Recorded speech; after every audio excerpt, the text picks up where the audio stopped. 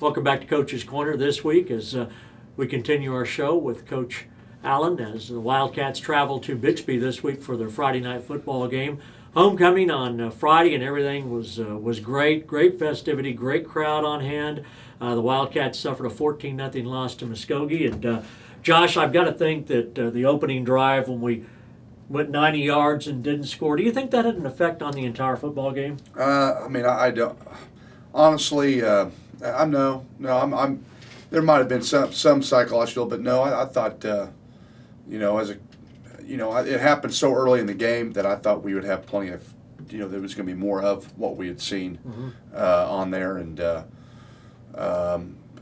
no. To answer your question, we went for it. Maybe should you look back, should have kicked a field goal to get some points on the board. But it was the early minutes of the whole football game. We got down there really fast, and I would just we had ran the ball to almost perfection up till we got inside the goal line. So you were kind of wanted to see if you could still make it happen that way. So yeah, there was we had plans in mind next time we got down there, but the problem was we never got down there that close again. So we were going to do some different things offensively. So we were at peace with what we had tried on there. That was the game plan. All those plays were preconceived, but we had adjustments made if we were down there again. So no. I don't know. Maybe it had a little psychology effect on the players that I don't know about. It didn't on me. I thought it was frustrating, but I thought we'd done a lot of good things there, and I thought we're going to be down there much more than we were, and that was the problem is we never really were. So well, those decisions. First of all, you drove the ball 90 yards. There's no reason to think we can't get a couple of more. Yeah. Second of all, It was early in the game, so if you score a touchdown there, you might deliver the knockout punch early on to Muskogee. Sure. And third of all, the way our defense plays, if you don't make it, they get the ball on the 5-yard line, and your defense is going to probably hold them. A little bit of that all did work out too, but the one thing that didn't is Muskogee made some adjustments defensively, I assume, because really we didn't move the ball that well after that, although we had some opportunities. But this was a game, boy, the defenses in the first half, very, very stingy, Coach. No doubt. Our defense was stingy pretty much definitely throughout the first half. And other than one drive in the third quarter, they were real stingy throughout the whole game. Muskogee did, but we still did a lot of good things in that first half driving the ball. But yes, they made some adjustments on our run, and it seemed like we would get a few first downs, and then eventually we would we would peter out at some point in the drive. So there was never almost a negative. There wasn't a whole bunch of negative drives in that first half. As far as we usually got first downs and a couple of first downs and moved the ball, but you're right, we would peter out at some point in time for various reasons. Some were our fault. But in the first half, mostly it was our fault as far as execution wise, but still we had a lot of good plays. But yeah, it was almost like the twilight zone. We couldn't really, you would see stuff working out there, but then you'd look up and we'd have to punt or something. So it was very, very one of the more stranger football games I'd ever been a part of, because I thought our guys were prepared and ready. We're playing hard. We're doing well. And just for sometimes whatever reason, we were getting stopped on offense at certain points in the deal. So. That answers your question, yeah. It was one of those games, Josh, where you look up and it's 0-0 at halftime, and Muskogee had to feel really good about going to the locker room 0-0.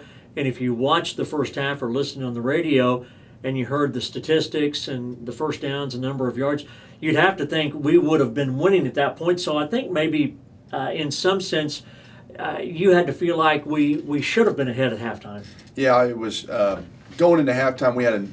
There was a weird feeling, a negative feeling in the locker room, because we had a little bit here where offense obviously has struggled getting in the end zone. It's weird. I think we've done a lot of good things offensively this year, but for whatever reason, at the end of the day, you're supposed to get in the end zone, and we're struggling with that aspect of it. And so when you win the locker room, you could sense some frustration on probably defensive players versus the offense for not getting in the end zone. And it was a little weird feeling, not a whole negative feeling, just a weird feeling. And what I would say to that is, meaning, here we are 0-0, and we've kind of, like you said, honestly, on most parts, almost every part of the game, we had, I would say, played much better, and than Muskogee, but it was still 0-0. Guys, with our history, recent history, it just creates a little doubt or a little bit of, there was a little tension there, and wasn't as positive for as good of things we did defensively and running the ball. We had some negative feelings in the locker room a little bit. Nothing bad. Nothing bad, but just a little bit of not what it should have been. So, and that's probably, it was directly for not getting some points in the first half. So, that was a great point you said. Muskogee's probably going in feeling very fortunate and having some momentum on their side. So, and I hope people keep in mind, all these teams we play, they're good. We were full of confidence going into the Muskogee game. I think that's how far our program has come, that we felt that confident. But it's kind of like all of our games this year. Those guys on the other side of the field, they're well coached. They've got good teams, and we shouldn't forget that as we go out each Friday night too. No doubt, Phil. We're listen. I'm just not going to sugarcoat it. This was the toughest loss of the year. You could say Enid was game one. Don't get me wrong, Enid was hard, but it was just so early. It's just game one of the season, of the whole season. So, you can recover from that. This one's hurt. This one hurt this week. This one was for the coaching staff hurt, and players and coaching staff. This one was hard because we really, really wanted it. Our guys were ready to play. They were fired up, and just came up short on some things. So, and we did, and again, we were executing a lot of things well, and so it's just a weird feeling, Our punt, things that also hurt us, field position all night was a negative as far as I honestly felt like we started, and watching film, we started a lot of our drives inside our own 15-yard line. Mm-hmm. So, that was a negative, meaning that's just that's a lot of work you got to do to change field position or to get down sometimes, and there's in the way we operate with our offense, we're not a big play offense, so that means we're going to have to put a lot of plays together, which we do, but sometimes it's just how many plays can you put together. So that was a negative part that we got to fix. With our our punt return situation, we sometimes we're misjudging balls or we're a little too far off from where we should have been lined up. So we're correcting that as coaches and stuff, and trying to fix that, because that was a hindrance for us. That's just one aspect of it. We got to be a little more, now looking back on film, being objective, it wasn't as bad as I thought, but obviously reality is we are 2 games with goose egg. So, we're looking at play calling, our aggression level in our play calling, and where we need to go with that. So that is one key thing going forward on the offensive side is just, are we too conservative play calling right now? It's, but your season average on rushing is 4.3 yards. So sometimes that causes us a little conservative because you're doing so well, and sometimes you don't want to take a chance to get behind the chains and in an area where you're not doing well. But needless to case, we're going to have to be a little more aggressive, I think, in that area. This week, the Wildcats traveled to Lee Snyder Stadium in Bixby to take on the Bixby Spartans, and Coach Bixby was actually picked ahead of Booker T to win our district, and they're off to a great district start. One of the highly ranked teams in 6A Division II. And some thoughts on that ball game. Hey, you know what? They're a good team, no doubt. Coach Montgomery's done an outstanding job. He's in his, I think, 5th year or so, and it's finally turning the tide for him as a program. And where they're going to be, I think, probably a top consistent program most years. I'll say this: we match up against their guys really well. They're solid players. They're extremely well coached. It's gonna, what we think on the offensive staff, it's going to be like playing our defense. It'll be like our defense, but we still, to say that we think our defense though is still a little better. Mm-hmm. But Offensively, what they do, they're scoring a lot of points. They have a very, very dynamic big running back that's physical, good offensive line play, good quarterback and receiver. They're going to be extremely solid on offense.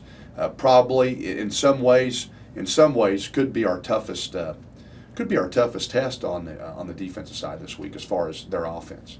On the defense, looking at Bixby's defense, I'd put Booker T's up there just maybe a little better than theirs. So we're going to have some opportunity, to score. We're saying that we're our own worst enemy right now on offense, so we got to figure out our own issues. But can we move the ball on their defense? I think so. So but we're looking at everything from play calling to however we can fix this thing, to play calls in the red zone. And how much pass do we need to start implementing more?